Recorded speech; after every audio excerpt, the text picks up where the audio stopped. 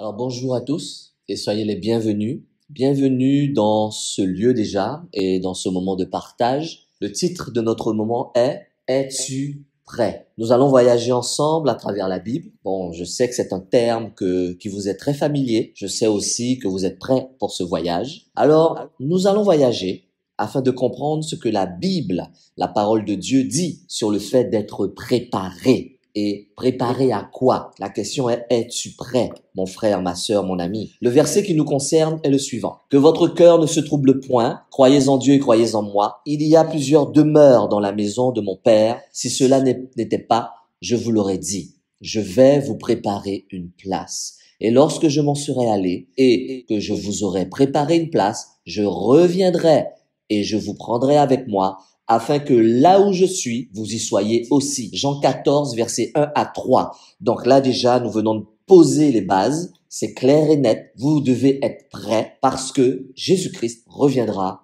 vous chercher. Jésus-Christ reviendra nous chercher. Alors, d'un point de vue eschatologique, c'est un mot qui a l'air compliqué, mais c'est-à-dire l'étude de la fin de l'homme et du monde. Il est important de garder à l'esprit que presque tous les chrétiens s'accordent sur 3 points.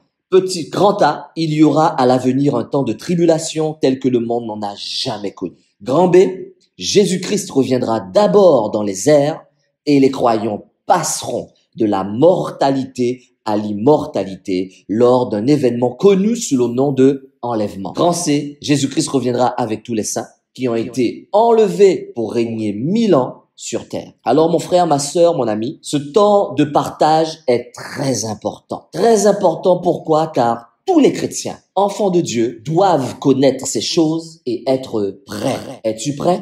Nous allons répondre à 4 questions. Première question, quelle est la différence entre l'enlèvement et le retour de Jésus-Christ? Deuxième question, pourquoi est-il important de distinguer l'enlèvement et le retour de Jésus-Christ? Troisième question, comment être prêt pour l'enlèvement? Et quatrième question, que dit la Bible sur l'enlèvement avant la tribulation? Nous commençons à voyager, attachons nos ceintures et nous décollons. Première question, quelle est la différence entre l'enlèvement et le retour de Jésus-Christ? L'enlèvement et le retour de Jésus-Christ sont souvent confondus. Il est d'ailleurs parfois difficile de déterminer auquel des deux événements un verset des Écritures fait référence. Pourtant, dans l'étude des prophéties bibliques concernant la fin des temps, il est très important de les distinguer. L'enlèvement, c'est le retour de Jésus-Christ pour enlever son Église, tous les croyants en Jésus-Christ de la terre. Cet événement est décrit de la manière suivante.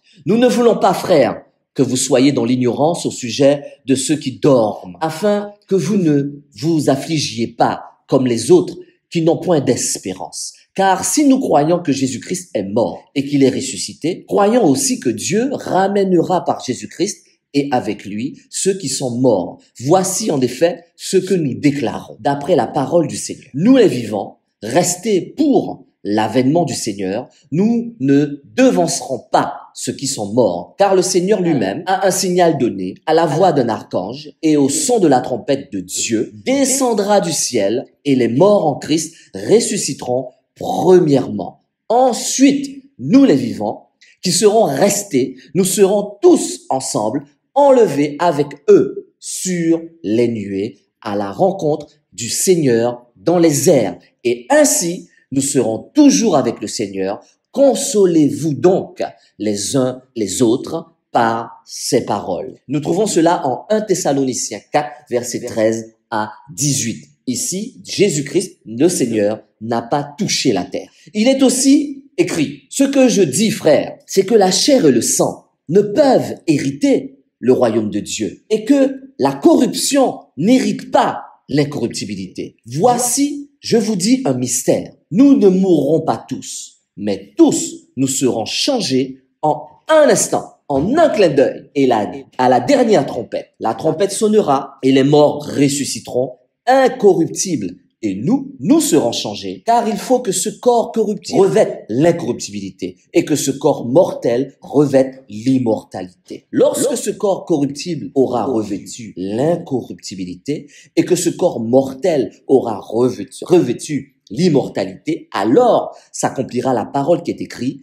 la mort a été engloutie dans la victoire. 1 Corinthiens 15, versets 50 à 54. Les corps des croyants qui seront déjà morts ressusciteront et iront à la rencontre du Seigneur Jésus-Christ dans les airs avec ceux qui seront encore vivants. Nous aurons tous des corps incorruptibles comme Jésus-Christ lui-même, notre grand frère, l'a eu à sa résurrection. Cela ne se fera en un instant, en un clin d'œil. Par contre, le retour de Jésus-Christ aura lieu lorsqu'il reviendra pour vaincre l'Antéchrist, détruire le mal et établir son royaume de 1000 ans. Cet événement est décrit de la manière suivante.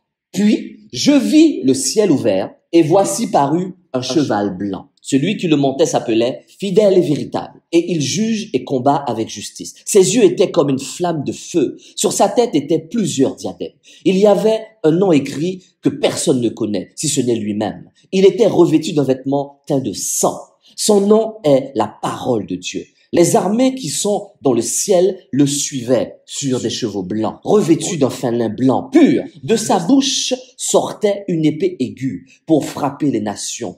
Il les pètera avec une verge de fer et il foulera la cuve de vin de l'ardente colère de Dieu Tout-Puissant. Il avait sur son vêtement et sur sa cuisse un nom écrit, Roi des rois, Seigneur et Seigneur des seigneurs. Et nous trouvons ce verset-là en Apocalypse 19, versets 11 à 16. Donc, vous voyez que les armées qui sont dans le ciel, qui suivaient Jésus-Christ avec les chevaux blancs, ce ne sont pas des anges. Ce sont ces mêmes personnes qui ont été enlevées avec Jésus-Christ lors de la première venue de Christ où il n'a pas touché la terre et qui sont montées au ciel. Jésus a mis de l'ordre, a fait ce qu'il devait faire. Ça fera l'objet d'un autre partage, certainement, si l'Esprit Saint me le permet. Et là, maintenant qu'il a mis en place son plan et que le temps est venu parce que Dieu l'a décidé, il est revenu sur terre en Apocalypse 19, verset 11, avec ses frères et sœurs, c'est-à-dire toi et moi. Alors voici les principales différences entre l'enlèvement et le retour de Jésus-Christ. Puisque n'oublions pas que notre question, la première question, c'est quelle est la différence entre l'enlèvement et le retour de Jésus? Là, je vous ai donné 2 versets. Maintenant, grand A. Lors de l'enlèvement, les croyants rencontreront le Seigneur dans les airs. Nous avons vu cela dans 1 Thessaloniciens 4, verset 17, que nous avons lu, qui nous le confirme. Au retour de Jésus-Christ, nous reviendrons sur terre avec lui, ce que je viens de vous dire il y a quelques instants, pour régner pendant 1000 ans. C'est le millénium. Nous trouverons cela dans Apocalypse 19, verset 14, que nous avons lu ensemble. Grand B, le retour de Jésus-Christ maintenant, la différence lors de l'enlèvement maintenant pour le retour, avec tous ceux qui ont été enlevés, aura lieu après la grande et terrible tribulation qui est en Apocalypse 6, verset 19. Les chrétiens doivent savoir que l'enlèvement aura lieu avant la tribulation. Il est écrit, car Dieu ne nous a pas destinés à la colère, mais à l'acquisition du salut par notre Seigneur Jésus-Christ. On trouve cela dans 1 Thessaloniciens 5, verset 9. Il est aussi écrit, parce que tu as gardé la parole de la persévérance en moi, je te garderai aussi à l'heure de la tentation qui va venir sur le monde entier pour éprouver les habitants de toute la terre. Apocalypse 3, verset 10. Grand C. L'enlèvement sera secrète et instantané, comme un clin d'œil, on a dit. Nous l'avons lu en 1 Corinthiens 15, versets 50 à 54. Par contre, le retour de Jésus-Christ sera visible de tous. Il est écrit, voici, il vient avec les nuées, et tout œil le verra, même ceux qui l'ont percé. Et toutes les tribus de la terre se lamenteront à cause de lui. Oui, amen. Apocalypse 1, verset 7. Et en plus, précisément, nous lisons, aussitôt après ces jours de détresse, le soleil s'obscurcira, la lune ne donnera plus de lumière, les étoiles tomberont du ciel et les puissances des cieux seront ébranlées. Alors, le signe du Fils de l'homme paraîtra dans le ciel, toutes les tribus de la terre se lamenteront et ils verront le Fils de l'homme venant sur les nuées du ciel avec puissance et une grande gloire. Matthieu 24, versets 29 à 30. Grand D, le retour de Jésus-Christ n'aura lieu qu'après d'autres événements et la fin des temps. Il faut que l'adversaire qui s'élève au-dessus de tous ce qu'on appelle Dieu ou de ce qu'on adore jusqu'à s'asseoir dans le temple de Dieu, se proclamant lui-même Dieu. Nous trouvons cela dans 2 Thessaloniciens 2, verset 4.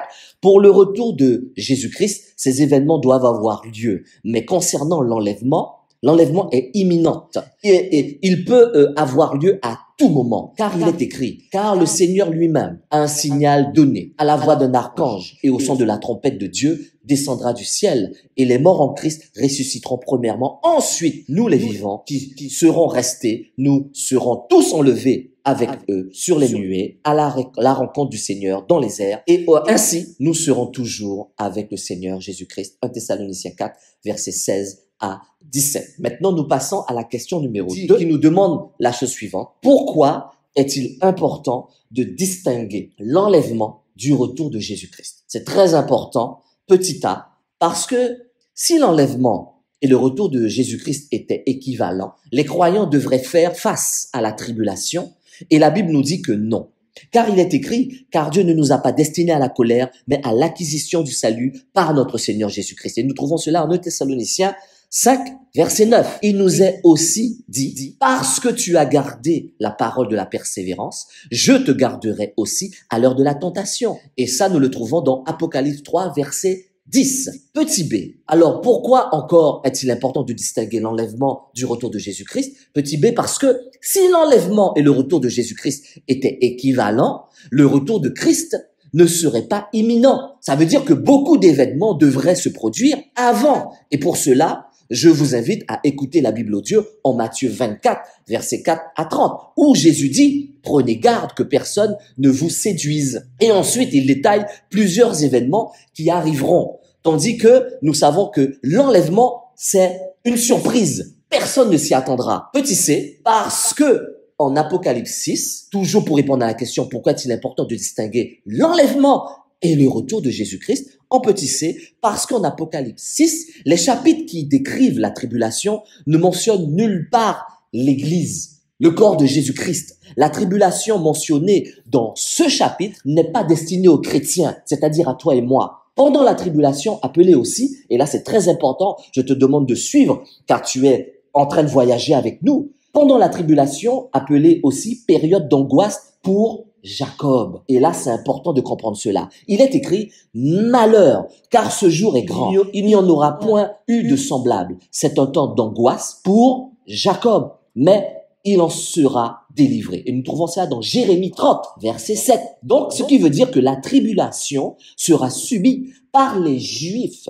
Et Dieu se mettra à nouveau en souci d'Israël. Premièrement, il est écrit, car je ne veux pas, frères, que vous ignorez ce mystère. C'est un verset que nous avons déjà lu, mais il est important de le relire, afin que vous ne regardiez point comme sage. C'est qu'une partie d'Israël est tombée dans l'endurcissement jusqu'à ce que la totalité des païens soit rentrée, c'est-à-dire toi et moi, enfants de Dieu. Nous ne sommes pas d'Israël. Et ainsi, tout Israël sera sauvé. Selon qu'il est écrit, le libérateur viendra de Sion. Donc il va vraiment descendre maintenant et il détournera de Jacob les impiétés. Et ce sera mon alliance avec eux lorsque j'ôterai leurs péchés en ce qui concerne l'évangile. Ils sont ennemis à cause de vous, c'est-à-dire toi et moi. Mais en ce qui concerne l'élection, ils sont aimés à cause de leur Père. Car Dieu ne se repent pas de ses dons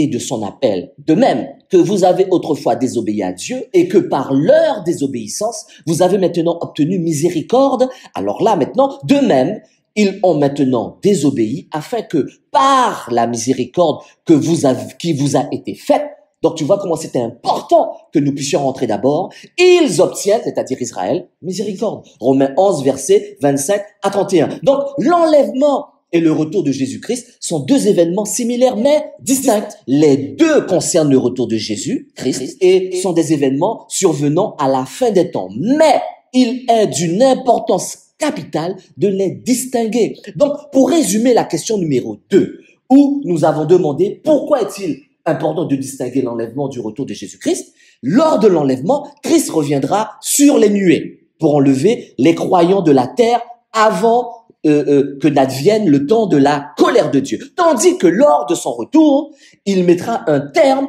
à la tribulation et vaincra l'Antéchrist et son empire mondial du mal. Et là, nous passons à la question numéro 3, qui est très importante pour maintenant comprendre la question numéro 1 et 2. Comment être prêt pour l'enlèvement? Comment, Pascal? Frère Pascal, comment être prêt pour l'enlèvement? C'est bien plus simple que vous ne le pensez. Tout ce que vous avez à faire, c'est de reconnaître sincèrement, et c'est important, le sincèrement, Jésus-Christ comme Seigneur et Sauveur. Dès cet instant, l'Esprit Saint vient demeurer en vous. Et c'est le terme que j'aime beaucoup, c'est l'Esprit Saint est votre seul bagage. L'Esprit Saint, c'est votre sceau. Mais si vous posez la question, comment être prêt pour l'enlèvement? C'est probablement parce que vous avez entendu que les chrétiens qui seront enlevés seront uniquement les super chrétiens, ceux qui vivent dans la sainteté. C'est seulement ceux-là qui seront enlevés, tandis que tous les autres subiront la tribulation. Alors personnellement, je vous dis que c'est faux.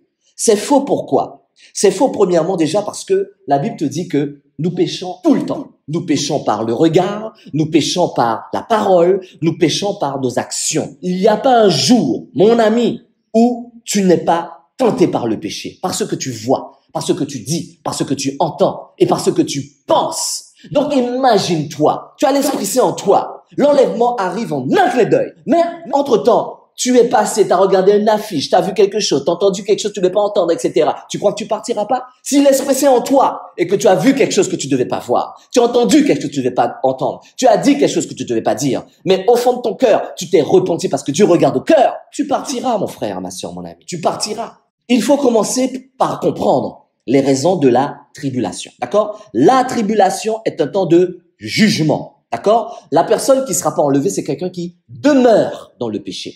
Il y a une différence entre demeurer dans le péché et pécher. Mais ça fera l'objet d'un autre partage. D'accord? Si l'Esprit Saint le veut bien.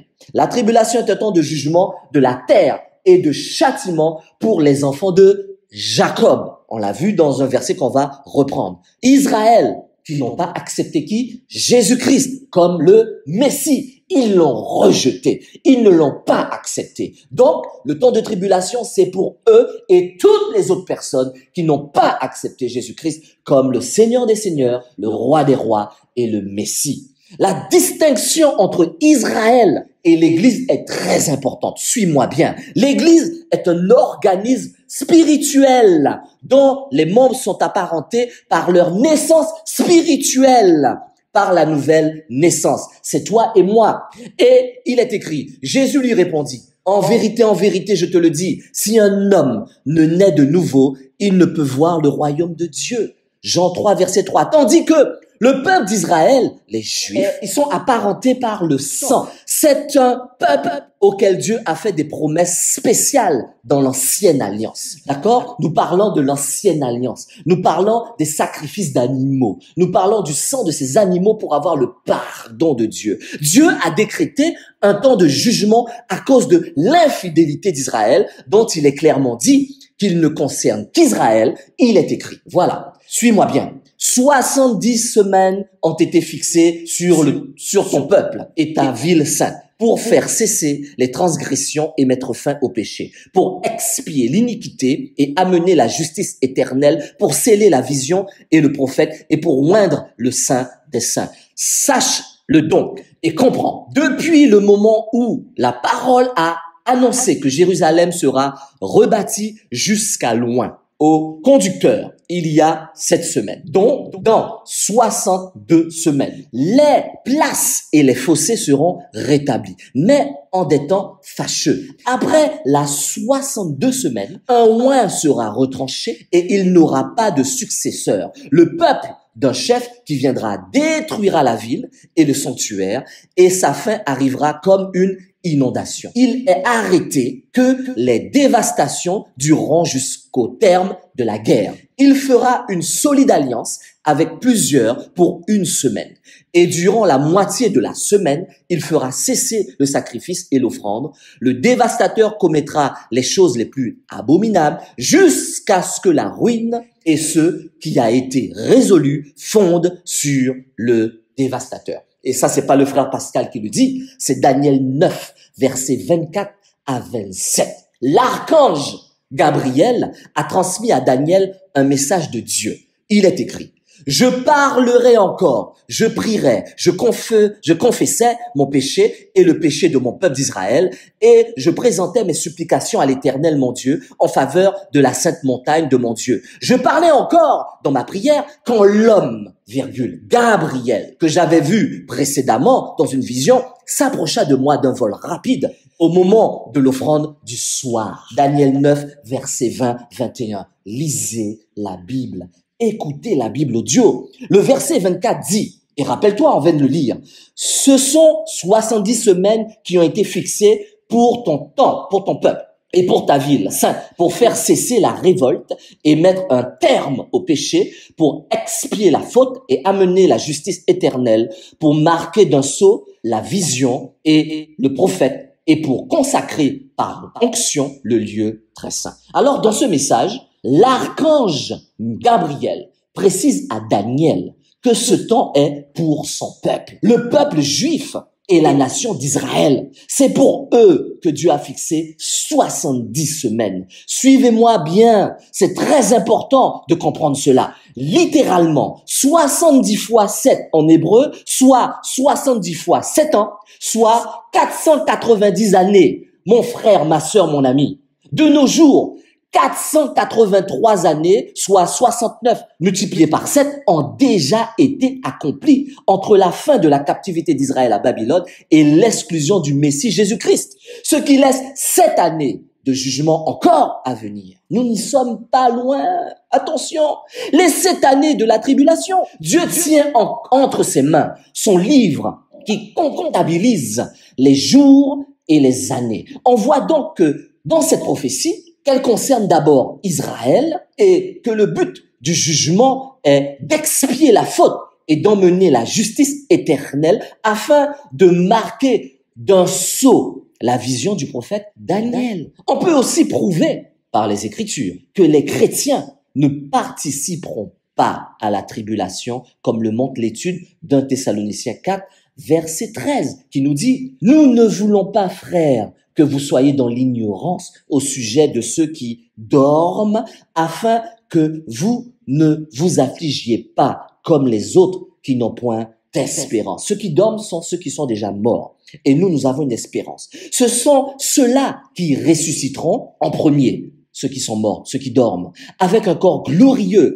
Et pour ceux qui seront toujours vivants, c'est-à-dire toi et moi, si tu es toujours là quand Jésus vient dans les nuées et ne touche pas le sol, ils seront transformés, revêtront un corps glorieux en un clin d'œil. Il est écrit, car Dieu ne nous a pas destinés à la colère, mais à l'acquisition du salut par notre Seigneur Jésus-Christ. 1 Thessaloniciens 5, verset 9. Dans ces passages, l'apôtre Paul, parle de l'enlèvement et du jour du Seigneur. Faites très attention à ce verset. Paul dit que Dieu ne nous a pas destinés à la colère, plus précisément celle du jour du Seigneur, mais que nous devons toujours être trouvés remplis de quoi? De l'Esprit Saint. Car nous ne savons pas quand nous allons mourir et nous ne savons pas non plus quand nous allons être enlevés. Donc, l'Esprit Saint est ton sceau. L'Esprit Saint est ton seul bagage. Si tu n'as pas l'Esprit Saint comme bagage, mon ami, tu ne pars pas. Il est écrit, car vous savez bien, vous-même, que le jour du Seigneur viendra comme un voleur dans la nuit. 1 Thessaloniciens 5, verset 2. On trouve une preuve supplémentaire que les croyants n'auront pas à subir la tribulation. En 1 Corinthiens, dans cette lettre, Paul reprend fermement ses lecteurs comme des chrétiens charnels. Mais dans le chapitre 15 de 1 Corinthiens, il parle de l'enlèvement sans indiquer que certains croyants corinthiens qui leur disaient « vous êtes charnels, changez, faites vite », seraient laissés sur terre à cause de cela. Les véritables croyants en Jésus-Christ, qui ont l'Esprit Saint en eux, qui ont le sceau de l'Esprit Saint, qui ont l'Esprit Saint pour seul bagage, n'auront pas à subir la tribulation. Vous ne demeurez pas sur terre lors de l'enlèvement que si vous n'avez pas l'Esprit Saint et si vous n'avez pas accepté Jésus-Christ comme Seigneur et Sauveur. C'est très important. Es-tu prêt, mon frère, ma sœur? Es-tu prêt, mon ami? Quatrième et dernière question Que dit la Bible sur l'enlèvement avant la tribulation? Car tu as le temps de te préparer. Mais sois prudent. Pourquoi? Parce que tu ne sais pas quand est-ce que tu mourras. Il y a tellement de personnes qui sont mortes de la COVID-19. Tu penses qu'ils savaient qu'ils allaient mourir? Tu penses qu'ils savaient qu'ils allaient être contaminés? Tu ne sais rien. Tu ne sais pas qu'est-ce qui se produira après. Accepte Jésus-Christ comme Seigneur et Sauveur. Et là, tu reçois l'Esprit Saint. C'est le seul sceau que Dieu connaît, que Jésus connaît. C'est le seul bagage que tu dois avoir. Que dit la Bible sur l'enlèvement avant la tribulation? Dernière question, numéro 4. Dans cette question, nous allons maintenant développer la thèse pré-tribulationniste. Parce qu'il y en a plusieurs. Mais je t'assure, c'est la seule thèse qui correspond globalement et précisément à ce que la Bible dit. Le tribulationnisme enseigne que l'enlèvement surviendra avant le début de la tribulation. À ce moment-là, l'Église rencontrera Christ dans les airs. Puis, alors tu sais que l'Église, c'est toi et moi. Non, mais je vais te le répéter encore. Hein. L'Église n'est pas un bâtiment, mon ami. Tu ne verras pas des bâtiments monter au ciel. L'Église, c'est toi et moi. Et l'Église va revêtir un nouveau corps. C'est toi et moi. Puis, peu de temps après, l'Antéchrist se révélera et ce sera le début de la tribulation. Parce que l'Antéchrist, peut-être qu'avant de monter, certaines personnes le connaîtront. Il y aura peut-être des scènes qui vont te démontrer que c'est lui l'Antéchrist. Mais tu ne vas pas vivre la tribulation, mon frère, ma soeur, mon ami. Accepte Jésus-Christ sincèrement et aie comme bagage l'Esprit Saint. Autrement dit, l'enlèvement aura lieu au moins 7 années avant le retour de Jésus-Christ pour établir son royaume. On appelle cela le millénium. D'après cette théorie, c'est-à-dire je parle de le pré-tribulationnisme, l'Église ne subira pas la tribulation. La théorie pré-tribulationniste dispose de solides appuis bibliques. Et je te l'ai dit, c'est la seule thèse où, bibliquement, c'est prouvé. Par exemple, l'Église n'est pas destinée à la colère. Nous retrouvons encore ce même verset, je vais te le redonner, qui nous le dit, car Dieu ne nous a pas destinés à la colère, mais à l'acquisition du salut par notre Seigneur Jésus-Christ. 1 Thessaloniciens 5, verset 9. Tu dois accepter Jésus-Christ comme Seigneur et Sauveur et avoir l'Esprit Saint pour seul bagage. Parce qu'il est écrit, pour ce qui est des temps et des moments, vous n'avez pas besoin, frères, qu'on vous les écrive, car vous savez bien vous-même que le jour du Seigneur viendra comme un voleur dans la nuit. Quand les hommes diront paix et sûreté, une ruine soudaine les surprendra, comme les douleurs de l'enfantement surprennent la femme enceinte, et ils n'échapperont point. Mais vous, frères, vous n'êtes pas dans les ténèbres pour que ce jour vous surprenne comme un voleur. Vous êtes tous des enfants de la lumière et des enfants du jour. Nous ne sommes point de la nuit, ni des ténèbres. Nous ne dormons donc point comme les autres, mais nous veillons et soyons sobres. Car ceux qui dorment, dorment la nuit, et ceux qui s'enivrent la nuit. Mais nous qui sommes du jour, soyons sobres, ayant revêtu la cuirasse de la foi et de la charité. La charité, c'est l'amour. Et ayant pour casque l'espérance du salut. Car Dieu ne nous a pas destinés à la colère, mais à l'acquisition du salut par notre Seigneur Jésus-Christ. Et là, c'est 1 Thessaloniciens 5, versets 1 à 9 que nous avons déjà lu, mais c'est salutaire, c'est important, mon frère, ma sœur. L'église de Philadelphie, voilà encore un autre appui. L'église de Philadelphie a reçu la promesse qu'elle sera gardée, parce que tu as gardé la parole de la persévérance en moi. Je te garderai aussi à l'heure de la tentation qui va venir sur le monde entier pour éprouver les habitants de la terre.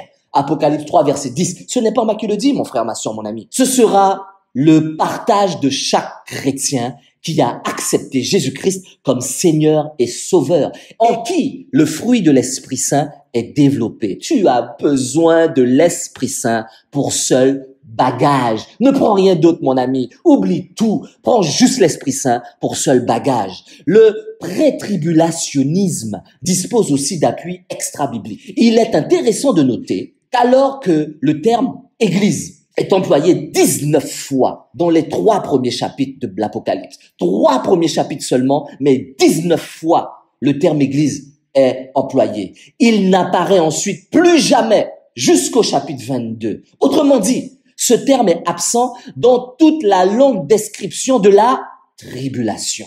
En fait, ce terme n'est jamais employé dans un passage en lien avec la tribulation. Le pré-tribulationnisme est la seule théorie qui maintient une distinction claire entre les enfants de Jacob, c'est-à-dire Israël, et les enfants de Dieu, l'Église, l'épouse de Jésus-Christ, ainsi qu'entre les plans de Dieu pour chacun d'entre eux. Il est important de comprendre que les 70 semaines de Daniel 9, verset 24 sont décrétées pour le peuple de Daniel, les Juifs et sa ville sainte, Jérusalem. Cette prophétie montre clairement que la 70e semaine, c'est-à-dire la tribulation, sera un temps de purification et de restauration pour les enfants de Jacob, c'est-à-dire Israël, et pour Jérusalem, pas pour les enfants de Dieu, c'est-à-dire l'Église. Mon frère, ma sœur, mon ami, tu comprends maintenant que l'Église n'est pas un bâtiment.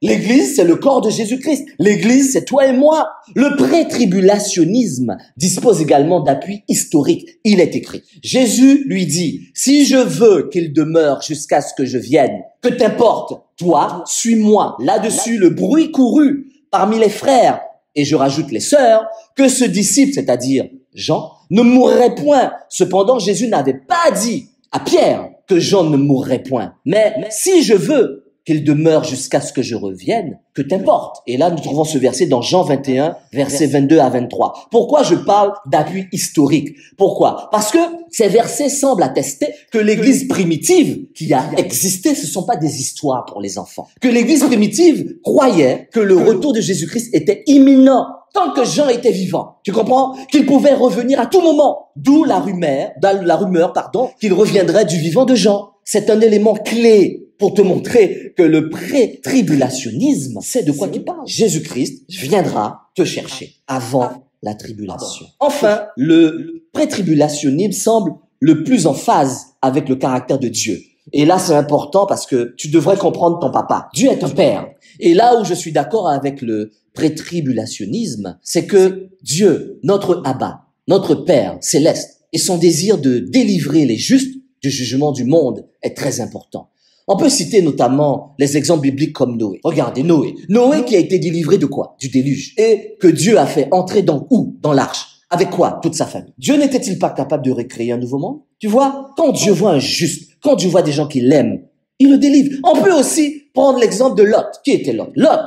D'accord? Lot qui a été délivré de quoi? De la destruction de Sodome. N'est-ce pas? Pourquoi? Parce que Lot était sincère. Dieu voyait dans le cœur de Lot et surtout parce que Lot était le neveu d'Abraham et Abraham avait prié pour Lot. Tu vois, on peut aussi prendre comme exemple Rahab, la prostituée. Rahab, la prostituée qui a été délivrée de quoi? Elle et toute sa famille. De la conquête de Jéricho. Tu vois, Dieu aurait pu dévaster tout Jéricho. Non, parce qu'elle a aidé les deux personnes qui sont venues enquêter et qu'on lui a fait une promesse, elle a été libérée. Et elle vit jusqu'à maintenant, elle et sa famille, avec les Juifs. Il est écrit, le Seigneur sait délivrer de l'épreuve les hommes pieux. Et je rajoute les femmes et les hommes, parce que la Bible, quand il dit les hommes, il fait l'être humain, tu vois, et réserver les injustes pour être punis au jour du jugement. Nous trouvons ça dans 2 Pierre 2, verset 9. Alors, mon frère, ma sœur, mon ami, tu seras enlevé et tu ne subiras pas la tribulation. Si tu as accepté Jésus-Christ comme Seigneur et Sauveur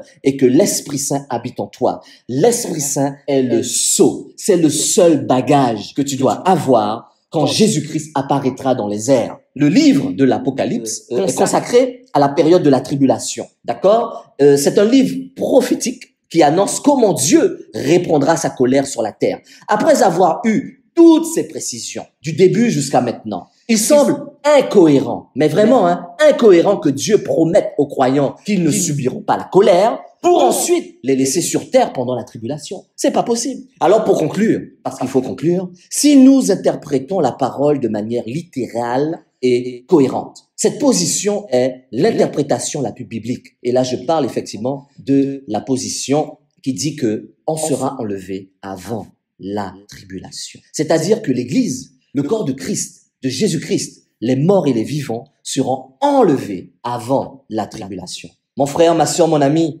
es-tu prêt? Es-tu prêt? Voilà ce que j'ai reçu pour nous aujourd'hui. Amen. Amen.